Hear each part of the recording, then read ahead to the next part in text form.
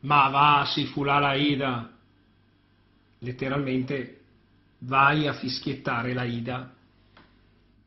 Lo si dice tuttora quando ci si vuole togliere di torno qualcuno che ci sta tra i piedi.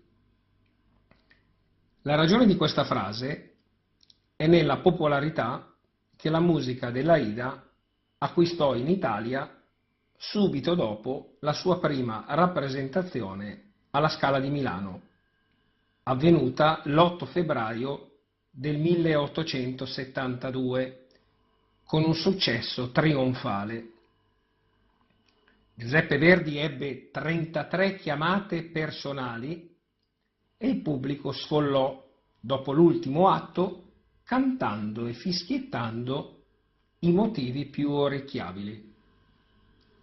Da allora, quando uno non sapeva che cosa fare, era sopra pensiero o aspettava qualcuno o qualche cosa, gli veniva spontaneo di fischiettare la Ida, come oggi si fa con le canzonette più in voga. Certo che Giuseppe Verdi alla Hit Parade li avrebbe stracciati tutti, anche come incassi, altro che disco d'oro.